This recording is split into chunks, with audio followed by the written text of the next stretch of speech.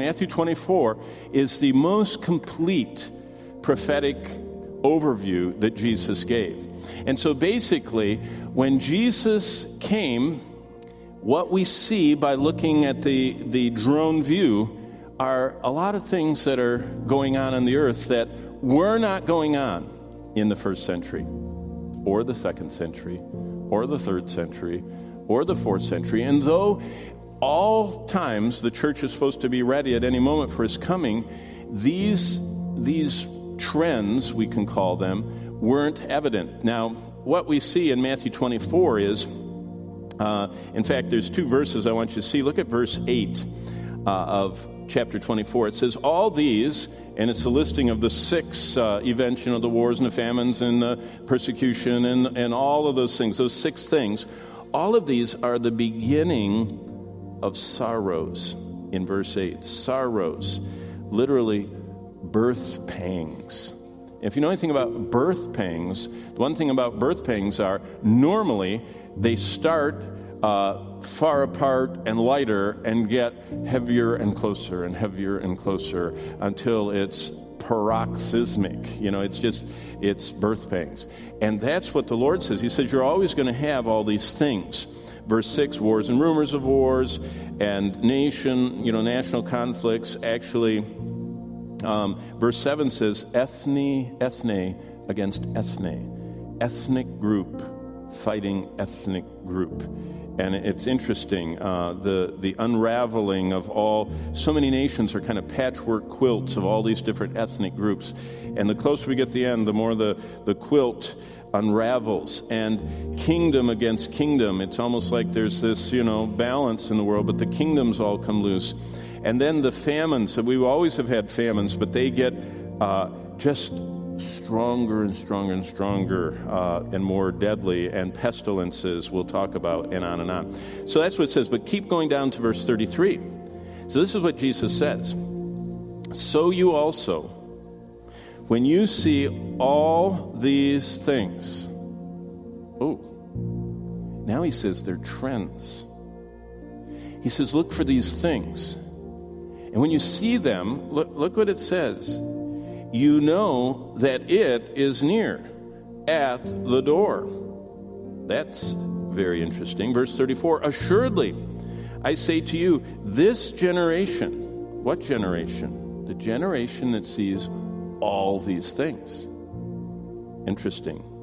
Will not, or will by no means pass away till all these things take place. So basically what Jesus gives us is specific details.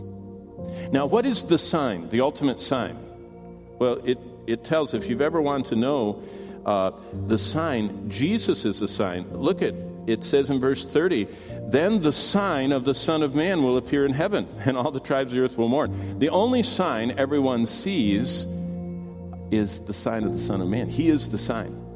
But the trends, you're going to see them, Jesus said, lining up. And when you see them lining up, when what I'm describing is finally possible, the generation that sees that will by no means miss it. It's near, it's at the door.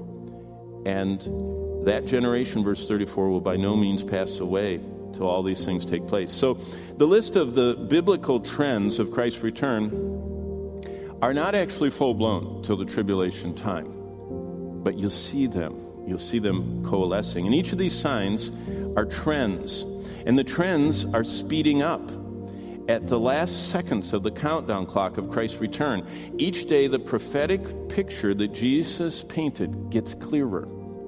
Each of these signs were captured by the apostles and prophets between 2,000 and 3,500 years ago, and now they are happening in our lifetime. In fact, you can say that every single one of these is in some form on the horizon.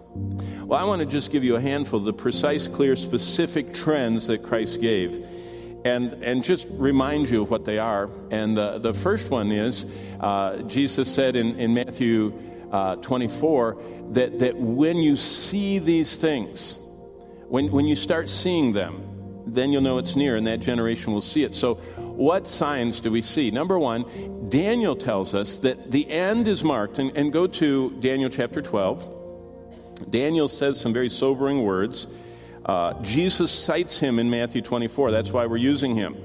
He says, as Daniel the prophet said, and so what did Daniel the prophet say? Verse 1, at that time Michael, this is the last chapter of Daniel, chapter 12, verse 1. At that time, and what time is it? It's when the Antichrist is coming into the glorious land. That's chapter 11, verse 41 of Daniel. The glorious land is God's way of talking about the Holy Land, about Israel, the land, the apple of his eye, he calls the people of that land.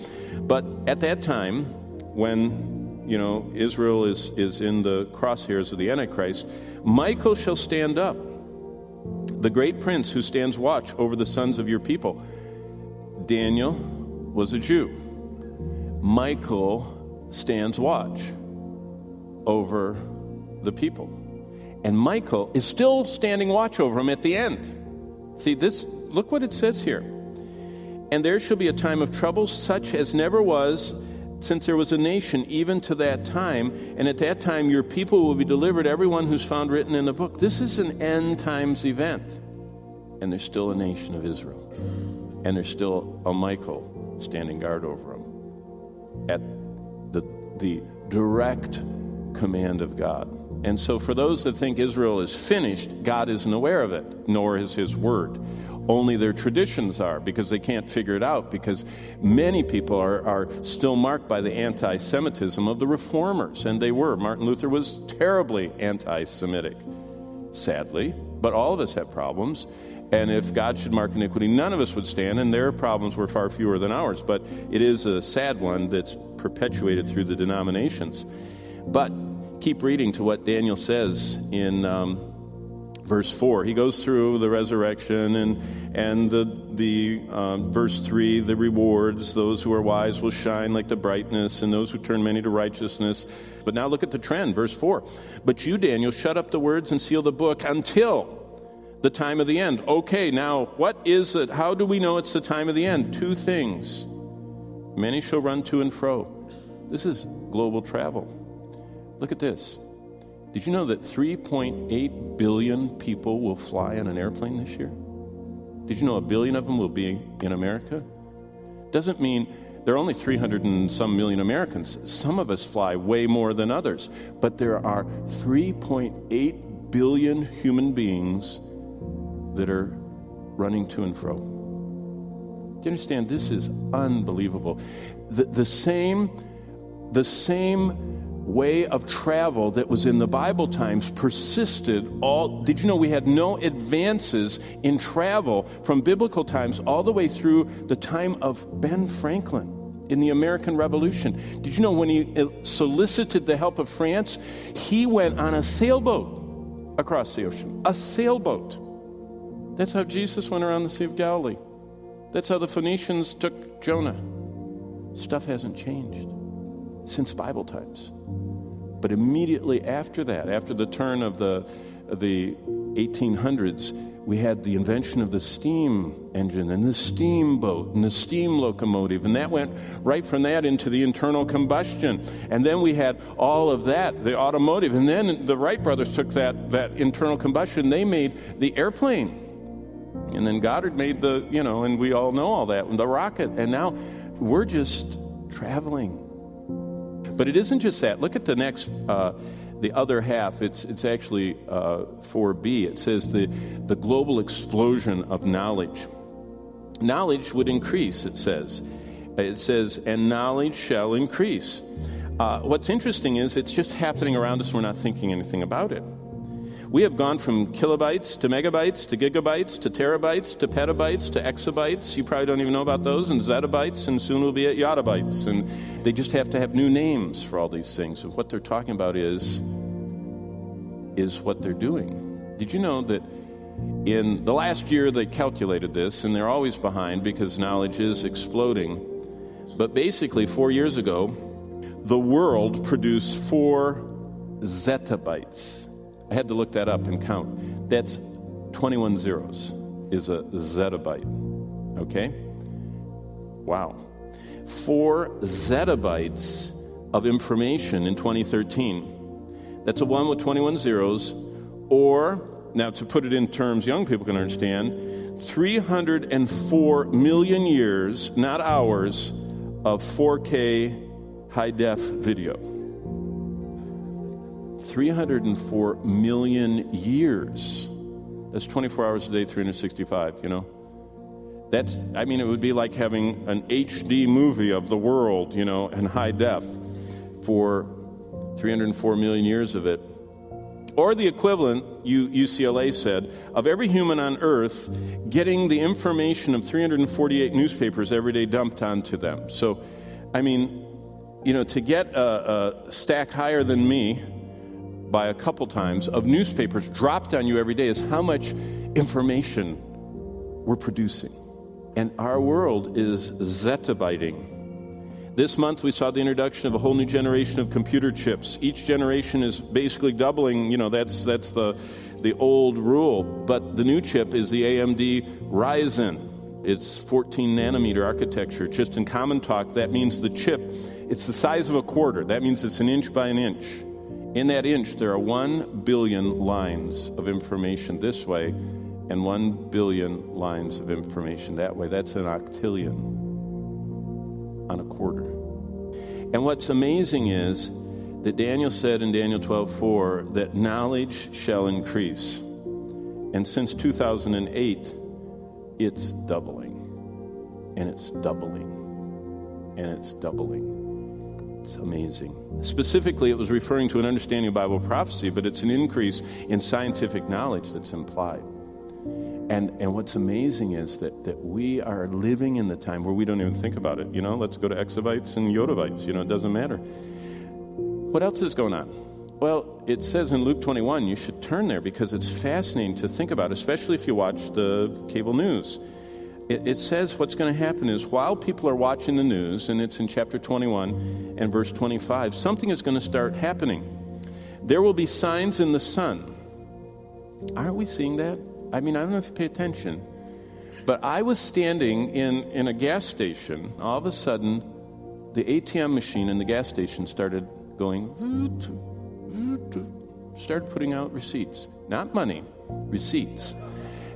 It was not trained well. It should have been giving out 20s. But it was just giving out receipts. And the clerk and all of us went, Found out later that a solar plasma jet had come across and had done something to one of the satellites that feeds the dish on the roof of the gas station, and it confused the ATM machine.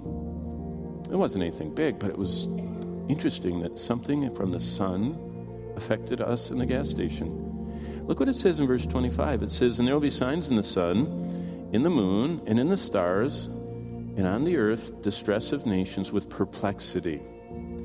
What's causing this distress and perplexity? The sea and the waves roaring. Men's heart failing them from fear and the expectation of those things which were coming on the earth, for the powers of the heavens will be shaken. So it's solar and atmospheric and even oceanic wildness that's going to affect people. They're going to be watching the television of either the latest solar flare or the latest tsunami or earthquake or whatever, and it's all of a sudden it's not a movie, where The Rock, whatever his name is, comes in with a helicopter and saves his wife and Los Angeles crumbles. All of a sudden it's really happening. And it says that people, I love the word. It's a Greek word that's so descriptive. It says, verse 26, men's hearts, and you know what the next word is? Apsuko. Suke, as in psyche.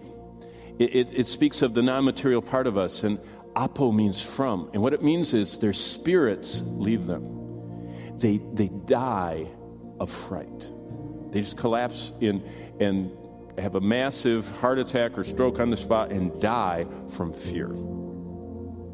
It's going to be amazing to be alive when there are global weather times going wild. And it says in Matthew 24:8, that's just the beginning. And the Greek word sorrows, the beginning of sorrows in Matthew, literally means birth pangs. And it's all the creation is under the curse of sin, so all of it is starting to have contractions. And Romans 8:21 says that because the creation itself will be delivered from the bondage of corruption. And so what's happening is the whole universe is starting to feel this transition that it's going through. It's groaning because of sin. And God says, I'm going to deliver you. And there's just all these convulsions going on. The Bible predicts that the entire world will see certain events unfold. The invention of the television and the deployment of global satellite networks during the 20th century allow news to travel the world at the speed of light for the first time. Remember, in the Apostle John's day, news traveled at the speed of horse. There was a period of time when the army was still fighting and their emperor had died and a new emperor was in and the war was over, but for months they kept fighting. Because the horse had to ride, and then the boat, and then the courier, and they got waylaid, and it never made it, and they kept fighting. And now people on Twitter know things before the news networks know them. Because the world is connected. It's never been before the 20th century. And what did Jesus say in Matthew 24:14? He said that this gospel of the kingdom will be preached in all the world as a witness to the nations, and the end will come. This gospel must first be preached to all the nation. Today, portions of the entire Bible have been translated into 2,300 languages and dialects covering 90% of all the world's population. Never before. The sign of global evangelism. And then pestilence. I mean, we could go on and on about this. We've heard and thought about it. Despite an increase in scientific knowledge, deadly disease, which the Bible calls pestilence, will be prevalent. Verse 7 of Matthew 24 says, nation will rise against nation, kingdom against kingdom. And what we have is famines and pestilences. And then he said there's going to be this global tracking and positioning with digital money. We don't even think anything of it. Look, these are our friends. Look, this is our friend. Everyone has one in their pocket, or most everyone. Did you know these only work if they can instantly go to your account from the gas station and see whether or not you're legit and any suspicious holds are on you. Then it comes all the way back to the gas station and approves it, and then you put it in the gas, and then it goes all the way back to that bunker under Omaha where all this is kept, the clearinghouse, and they knew exactly the geographic spot you used that card. And then how about, Venmo and PayPal and Square Cash, and I could fill the board with them. I mean, these are really neat. It's going to be possible, what it says in Revelation, through digital money, global tracking and positioning, through Apple Pay and ePay and PayPal and Venmo and on, instant access to our money is making one person able to control the world. You see, we can control people financially. And then, these are the old ones, the sign of weapons of mass destruction. Look at this. This is a headline I clipped. The doomsday clock's most dire warning since the Cold War. This is the closest to midnight the doomsday clock has ever been in the lifetime of almost everyone in this room, and that was stated January 26, 2017. Now, that was a negative response to our current president, but it's a reminder that both the United States and Russia have enough to kill everybody over and over again, and the horrible weapons of mass destruction are proliferating, and we don't even need to talk about that. We know that. And then global religion and the return of the wandering Jews to the promised land. That is the hard-to-miss event that the focal point of the United Nations and most news services have become the Middle East. And if it's not Islamic something, it's Israeli something, and this is what the world wants. They want us to coexist. And they want the Islamics to get along with the Jews, and they want us all to, kind of be very smoothly Oriental, with Hinduism and Buddhism and all the Eastern religions, and they want the cross to fit in there, along with the drug culture and the peace and everything else and Satanism, and we want to get along. And there is coming a global religion where there's going to be a proponent of getting along, and he's going to promise peace and safety, and everybody's going to listen to him. And what Jesus did not accomplish, he couldn't get everybody to worship him, the Antichrist will get. Everyone except those that are sealed by God. And all the rest of the world will worship the other Christ, not the real one. Sadly, one of the worst events of all time. And then there's this global desire for peace and prosperity and materialism. Jesus said that the world is going to be just like in the days of Noah, and it will be. God says there's 7 events coming in the future. The next one is when he comes for his church. And the only thing Jesus told us is to be ready. And Paul repeated it. He said, live every day ready, as if it was your last. How long is it since we've thought about that? That's what we're thinking about all day long. We're supposed to be saying, even so, come quickly, Lord Jesus. Let me not be ashamed before you at your coming, the Apostle John said.